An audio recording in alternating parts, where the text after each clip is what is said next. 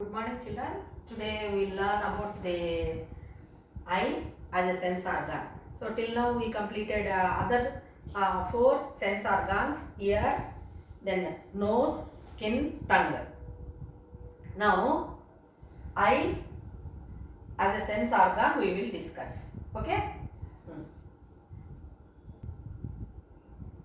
With the help of eyes we can able to see. Is it not?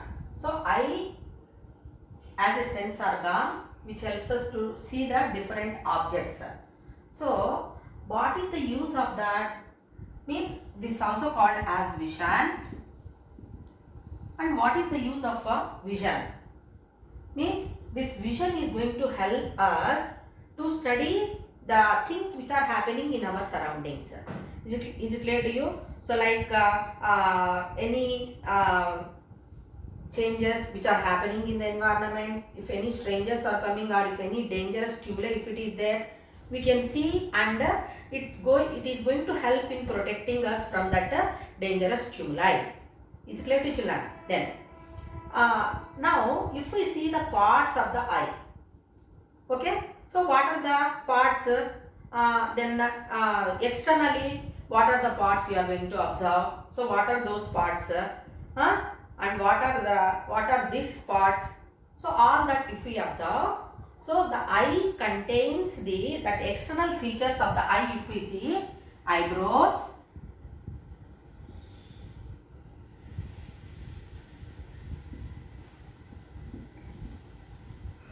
eyelashes,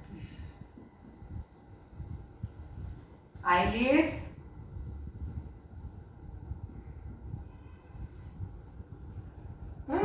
and here we can observe lacrimal glands.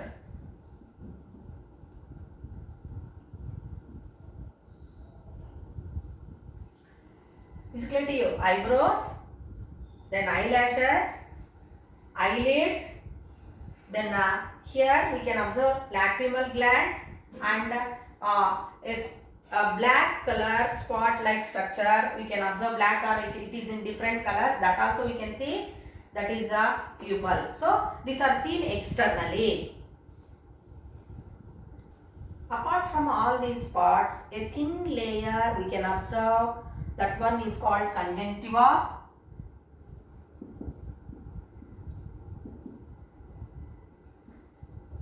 Which is covering the front portion of the eye, and how much part of the eye we can see, and means the eyes, two eyes we have, and these eyes are present in the eye sockets present in the skull bone, and only 1/6 part of eye is visible.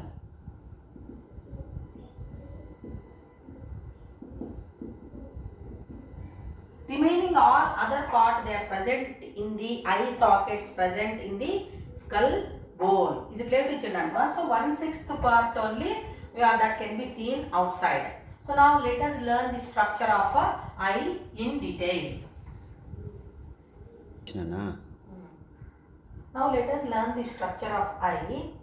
So if we observe that eye diagram, so the eye is having three main layers. Three layers are present in the eye. So what are those three layers? Means outer sclerotic layer. Is it clear to you? Or sclera we call it as outer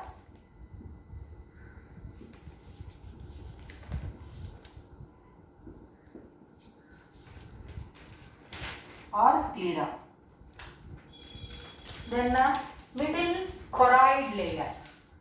Middle choroid layer.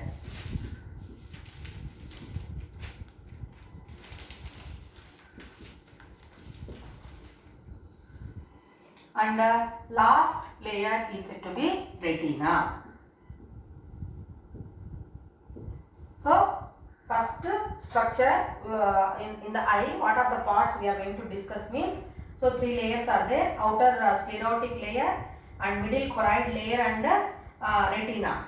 So outer sclerotic layer, how it is means it is very much tough, thick, and fibrous, non-elastic in nature. So all these points, in what way they are going to help? Whatever not tough, non-elastic, then thick, fibrous, white in color. So what is that? In what way it is going to help? Means obviously it is helping in protection. Then coming to the middle choroid layer. So this before we go for this choroid layer, forms the here cornea. Is it clear to children? This in the front portion, this sclerotic layer, it forms the cornea. So that cornea is how to protect the vital part of the eye. Then this middle choroid layer is very much vascular, highly vascular in nature. Means blood vessels are present, which are going to provide or transport or supplying nourishment to the different parts of the eye. Is it clear to you? Then next to this choroid layer, we observe the retina part, which is said to be the real sensory part of the eye. Sensory part of the eye. Is it clear to you? So now here the sclera in the front portion, it forms as a cornea, it bulges and forms the cornea. It is going to protect the eye, and it is connected to the optic nerve. The sclera is connected to the optic nerve. Then if we come to the choroid layer, so it is here this dark colored portion, it is present and it is richly supplied with blood vessels, and it is going to provide nourishment to the part of the eye. And here except here pupil, this choroid layer is present, and the iris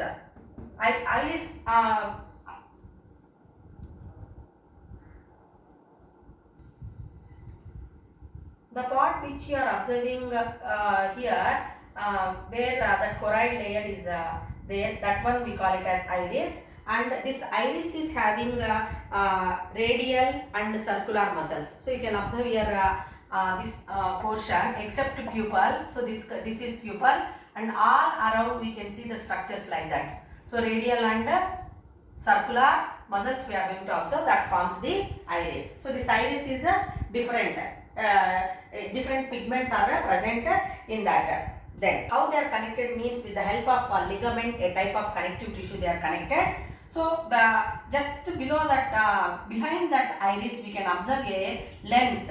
Biconvex lens is present. So which is going to help in receiving the light, which helps in vision. Next to the pupil, we observe a biconvex lens. This biconvex lens is attached to the and fixed firmly with the help of ciliary muscles and suspensory ligaments. And this biconvex lens is going to divide that eyeball into two parts. One is said to be aqueous chamber,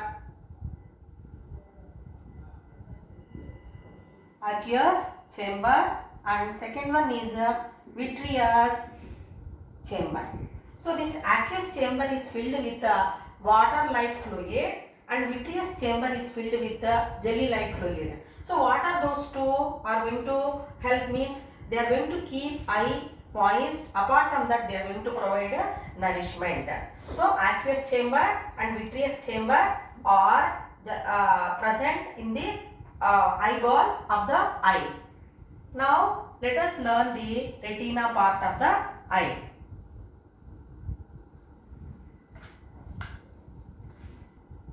Now let us learn the third layer of the eye called retina. The real sensory part of the eye is retina. It contains the sensory cells called rods and cones. Rods and cones are present in the retina part of the eye. Then here we mentioned fovea. What is that? No vision. No vision means what? Light is not falling, image is not formed there. So that one we call it as a fovea or blind spot. And where the proper visible objects we can observe, that one we call it as a yellow spot. Yellow spot. Okay, fovea, there is no blind spot. Please. The retina contains the yellow spot or fovea.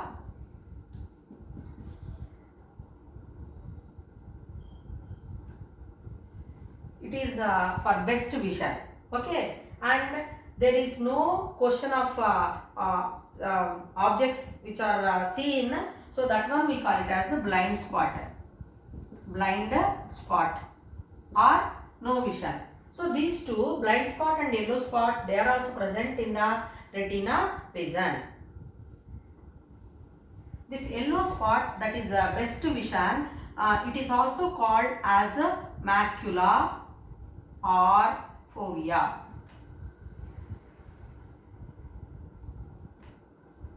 So here vision is properly, the object it receives light and it helps in the best vision. Whereas blind spot, there is no vision, we cannot see. So these two, yellow spot and blind spot, both are present in the retina part, which contains the real sensory cells called rods and cones, which helps for vision.